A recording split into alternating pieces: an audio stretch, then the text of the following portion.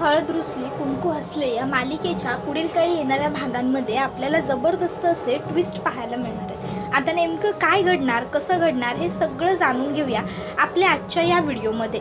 तर मित्रांनो, आत्तापर्यंत आपण पाहिलेलं आहे की बाळजाबाईंनी कृष्णाला घरच्या किल्ल्या दिलेल्या आहेत आणि आता त्यांनी कृष्णाला त्या किल्ल्या जरी दिलेल्या असल्या तरीसुद्धा त्यांच्या मनामध्ये मात्र काहीतरी वेगळा प्लॅन आणि आता त्या काय करणार आणि कृष्णाला त्या चाव्यांपासून त्रास देण्यासाठी त्या कोणता मार्ग अवलंबणार हे सगळं आपल्याला आजच्या व्हिडिओमध्ये पाहायला मिळेल। अजिबात वेळ वाया न घालवता सुरुवात करूया आपल्या आजच्या या व्हिडिओला। तर आता आपण इथे पाहतो की इकडे आता कृष्णाला बाळजाबाईंनी किल्ल्या तर दिलेल्या असतात, बाळजाबाईंनी स्वतःच्या डोक्याचं टेन्शन तर घालवलेलं असतं, पण आता मग मात्र कृष्णाला खूपच जास्त टेन्शन आलेलं असतं। ती आता विचार करत असते, शेती आवरणं समजा, पसारा बघणं, घरदार सांभाळणं समजा ठीक आहे, पर रांगडे पाटलांचं घर सांभाळणं म्हणजे नाही आहे काम एवढं सोपं।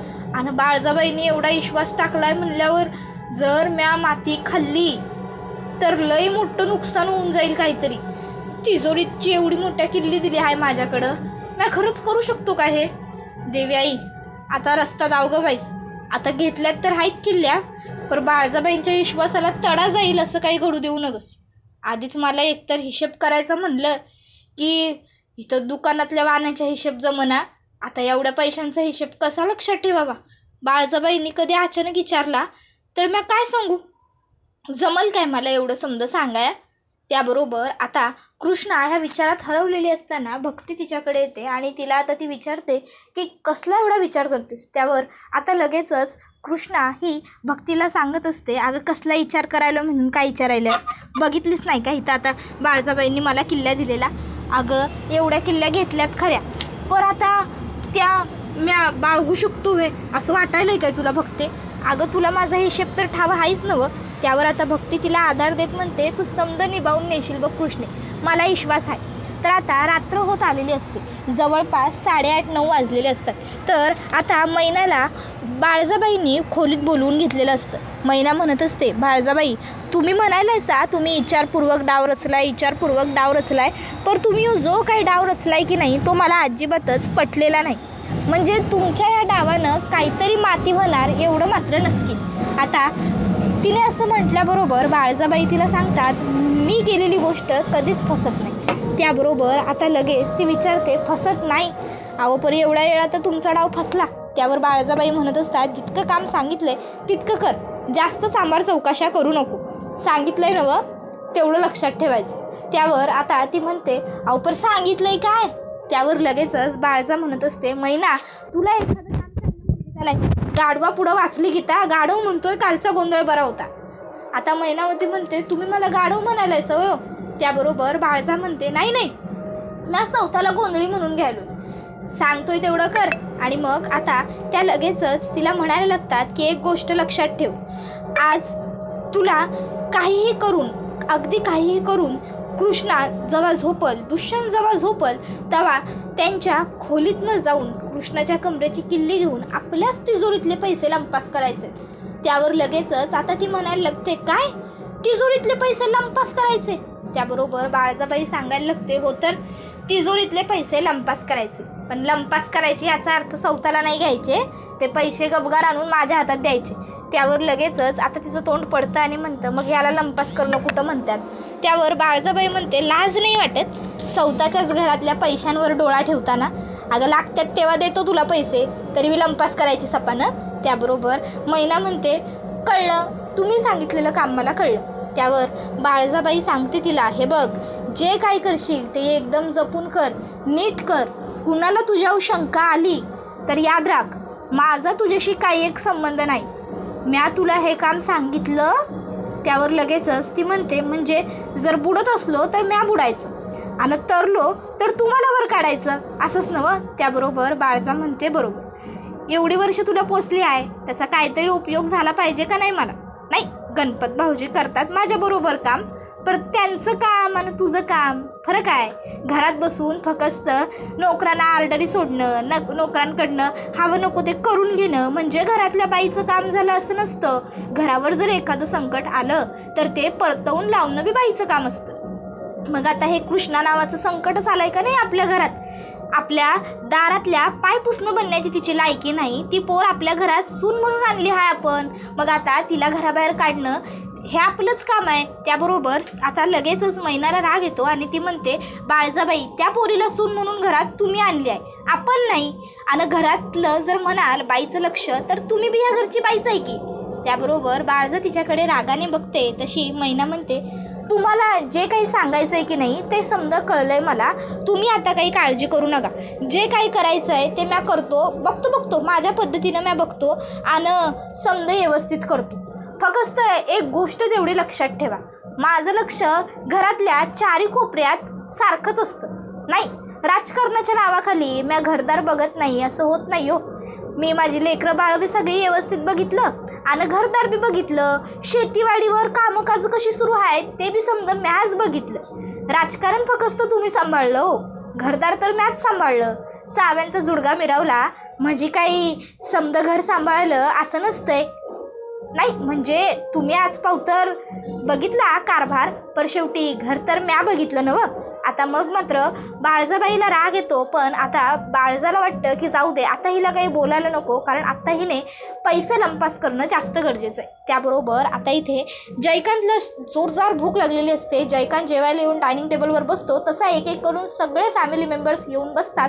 आता सगळेजण जेवायला सुरुवात करतात. जेवायला सगळेजण बसलेले असताना आता दुष्यंत मेन्यू विचारतो तर कृष्णा अगदी कोल्हापूरचा गावठी मेन्यू सांगते. आता हा मेन्यू ऐकून दुष्यंत म्हणतो, हे सगळं आहे जेवायला. त्यावर लगेचच दुष्यंतला काकी सांगते, ए बाबा नावं ठेवू नको, तुझ्या बायकोनंच ठरवलाय तो मेनू का काय तो, आता गपगुमान खायचं, कळलं ना. सगळ्यांचे जेवणं वगैरे आता झालेली असतात. त्यानंतर सगळे झोपायला जातात. तर मैना ही कृष्णा खाली डायनिंग टेबल आवरत असताना मनातल्या मनात म्हणत असते, आवर किती आवरायचं आहे तेवढं आवर. आज तसं बी तुझं शेवटचा दिस हा या घरातला, दिस म्हणण्यापेक्षा रात म्हणलेलं बरं. आता उद्या सकाळच्याला एकदा का तुझ्या तिजोरीतलं पैसं गायब झालं याची बोंबाबोंब झाली की जवळपास सकाळी 10 ते 11 वाजूस पावतर तुझा बाजार या घरातला आटोपणार. तर आता इकडे कृष्णा सगळं आवरून वगैरे वरती आलेली असते. आता बाळजाबाईंनी तिला ज्या किल्ल्या दिलेल्या असतात त्या तिच्याजवळ असतात. आता ती विचार करते, ह्या किल्ल्या रातच्याला ठेवू कुठं. मग कृष्णा तिची पेटी उघडते आणि त्या पेटीत किल्ल्या ठेवते. आता दुष्यंत म्हणतो, नाही म्हणजे आयडिया चांगली आहे, पण जर रात्रीचा चोर वगैरे आला आणि चोराने चोरी करण्यासाठी पेटी उघडली तर त्याला आयत्या किल्ल्या सापडणार. जाऊ दे मग काय, आता चोराचं नशीब बलवत्तर की चोराला अशा आयत्या किल्ल्या आपण ठेवतोय. असो. त्याबरोबर कृष्णाच्या लक्षात येतं की हां बाबा रिस्क आहे. मग कृष्णा आता तिथल्या किल्ल्या काढते आणि आता ती एक बास असतो त्यांच्या खोलीमध्ये शोपीस म्हणून ठेवलेला, त्यामध्ये किल्ल्या टाकते. आता दुष्यंत म्हणतो, उद्या जर चुकून सदा काकांच्या हातून हा बास पडला किंवा फुटला आणि त्यांनी तो टाकून देताना जर त्या किल्ल्या पण त्याच्यात गेल्या तर बाप रे केवढं नुकसान होईल. किल्ल्याच नाही म्हटल्यावर तिजोरी उघडणार कशी. मग आता कृष्णा म्हणते, ओ दुष्यंत सरकार, मी जिथं जिथं चाव्या ठेवायलो तिथं तुम्ही फक्त मला अडचण येईल असंच सांगायला असा, मग कुठं ठेवू किल्ल्या ते सांगा की. तसा दुष्यंत म्हणतो, बाई कोण आहे तू का मी. बायका आता किल्ल्या कुठे ठेवतात ते तुला माहिती ना, बाई आहेस तू, विचार कर बायका कुठे किल्ल्या ठेवत असतील, मग त्या सेफ राहत असतील, असेल ना काहीतरी तुला पण माहिती. तुला तर सुद्धा आई आहेच की, तुझ्या आई नाही का ठेवत किल्ल्या. त्यावर कृष्णा म्हणते, आव दुष्यंत सरकार, माझ्या घरात एवढं पैकं कधीच नव्हतं की आमासनी हे असं किल्ल्या बिल्ल्या बाळगायला लागतील. आणि बायकांचं म्हणाल तर मग कृष्णा सरळ किल्ल्या कमरेला लावते आणि म्हणायला लागते की आता इथनं तर चोरी नाही ना व्हायची. त्यावर आता दुष्यंत म्हणतो, परफेक्ट छान. आता खरं तर मनात दुष्यंत म्हणतो, खरं तर हेच हवं होतं, पण जर हिला सरळ शिस्तीत सांगितलं असतं की किल्ल्यांचा जुडगा कमरेला लाव तर हिने खूप नाटकं केली असती. मी कसा लावू, कशाला लावू, मला ते छान नाही वाटणार वगैरे वगैरे, सो अँड सो एक्सेट्रा. पण त्यापेक्षा आता जी काही हिला कारणं सांगितली त्यामुळे हिने स्वतःच विचार करून जुडगा कमरेला लावला. चला एफर्ट्स वाचले. त्याबरोबर आता दुष्यंत हा मनात हे सगळं बोलत असतो आणि तो हसत असतो. कृष्णा म्हणते, काय मनातल्या मनात गप्पा मारायला आहे काय स्वतःशी. दुष्यंत म्हणतो, मनातल्या मनात कोण गप्पा मारतं ग. कृष्णा म्हणते, नाही तुमच्या चेहऱ्यावरचे हावभाव तर मला तेच सांगायलात, म्हणजे मध्येच सिरियस व्हायला आहे, मध्येच ते जोकर हसतंय त्याप्रमाणे हसायला आहे म्हणून एक विचारलं आपलं म्या. त्यावर दुष्यंत म्हणतो, जाऊन झोप ग तू, उठायचं असेल ना तुला सकाळी रोजच्यासारखं लवकर, पहाटे जा झोप. त्याबरोबर कृष्णा म्हणते, नाही मला तर सकाळी लवकर उठायचंच आहे पहाटे, पर तुम्ही बी झोपून घ्यावा की लवकर. नाही म्हणजे काय आहे, रोज दुपारी उठलंच पाहिजे असं काही नाही, कधीच्या काळ पाठ बघितली तर चालत्या असं म्हणजे म्हणत्यात, काही पाप बीप व्हायचं नाही तुम्ही सकाळी लवकर उठल्यानं. त्याबरोबर आता इकडे रात्रीचे 2:30-3 वाजत आलेले असतात. बाळजाबाई आता पुन्हा मैनावतीला खोलीत बोलवून घेतात आणि सांगतात, जे काम सांगितलं आहे ते काम करायला आता तू जा, पण एक गोष्ट ध्यानात ठेव, जर तुला कुणी बघितलं, दुष्यंत, कृष्णा, अगदी घरातल्या नोकर माणसानं जरी, तरी बी येळ कशी मारून न्यायची ते तू बघायचं. कशात बी तू गुंता कामा नये, शब्दात सापडली जाऊ नगस. दुष्यंत तुला प्रश्न विचारल पर त्याला पटल असंच काहीतरी उत्तर दे. मुळात तू पकडली जाशील असं काही वागूच नको, जरा सावरून आवरून वाग. त्यावर लगेचच ती म्हणायला लागते, बाळजाबाई अहो तुम्ही माझ्यावर जबाबदारी सोपवली आहे ना, आता बघा म्या अगदी चोख कशी पार पाडतो ती. नाही जर उद्या त्या कृष्णीचा बाजार आपल्या घरातनं उठला का नाही, तर म्या बी नावाची मैना नाही, दाखवून देतो तिला.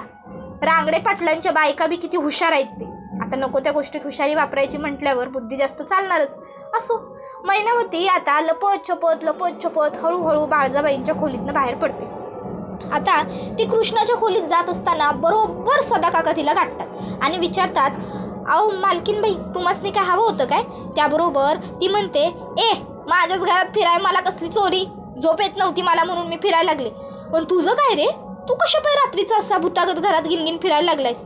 त्यावर सदाकाका सांगतो, अहो नाही मालकीनबाई, आता रात कुठली, सकाळ होत आली की, पहाटेचं 4 वाजत आलं, मी ह्याच टायमिंगला उठतो. त्याबरोबर लगेचच ती म्हणते, बरं कळलं, जास्त अक्कल पाजळू नकोस, आता काय करणार आहेस तू?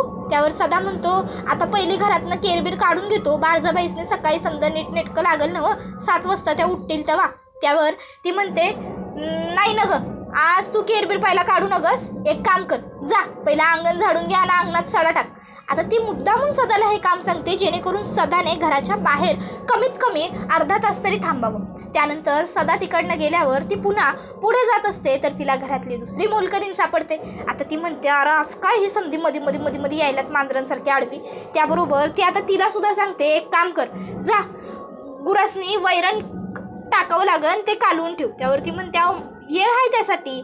त्यावर लगेचच मैनावती म्हणते, म्या म्हणलोय ना तेवढं करायचं. मग ती सुद्धा तिकडनं जाते. त्यानंतर आता मैनावती वरती येते आणि आता बघते दुष्यंत आणि कृष्णा दोघंही झोपलेले. मैनावती आता कृष्णाच्या खोलीत चाव्या शोधायला लागते. आता ती लाईट चालू करत नाही जेणेकरून कोणाला जाग येऊन. आता कृष्णाच्या खोलीत आधीच असतो अंधार, त्यात तिच्या अंगावर पांघरून, त्यात त्या किल्ल्या कमरेला त्याच्यावर असतो पदर. आता त्या काही मैनावतीला सापडत नसतात. इतक्यात आता थोडासा मैनावतीकडनं आवाज होतो आणि दुष्यंतला जाग येते. आता दुष्यंत उठतो आणि विचारतो, काकू तू आमच्या खोलीत काय करतेस? आणि तो लाईट लावतो पहिले आणि म्हणतो, कृष्णाजवळ काय करतेस, ते पण एवढ्या अंधारात? त्यावर मैना म्हणते, अरे म्या ते, आता तिला म्हणजे गडबडायला होतं एकदम, पण ती सावरून घेत म्हणते, उठवाया आलो होतो म्या कृष्णीला, म्हणजे सुनबाई उठल्यात की नाही ते बघत होतो जरा. दुष्यंत आता घड्याळात बघतो आणि म्हणतो, काकी अगं काय बोलतेस, 4 वाजलेत आत्ता, 4:30, तू काय उठवतेस कृष्णाला यावेळी? त्यावरती म्हणते, 4:30 वाजलेत नव, हा तेच 4:30 वाजलेत नव, म्हणूनच उठवा आलो होतो म्या. ते काय आहे नव, म्हणजे बघ ते तुमच्या लग्नानंतरची रे, सत्यनारायणाची पूजा राहिल्या की, मग सत्यनारायण घालायला नको काय? त्यावर दुष्यंत म्हणतो, 4 वाजता. त्यावर मैनावती सांगते, दुष्यंत तू पण ना, अरे बाई माणूस म्हणलं की जरा आवराय येळ लागतो. 8 वाजताची पूजेचा मुहूर्त बघू धरू, तर मग त्यासाठी आवरायला हवं नव्हतं तिला.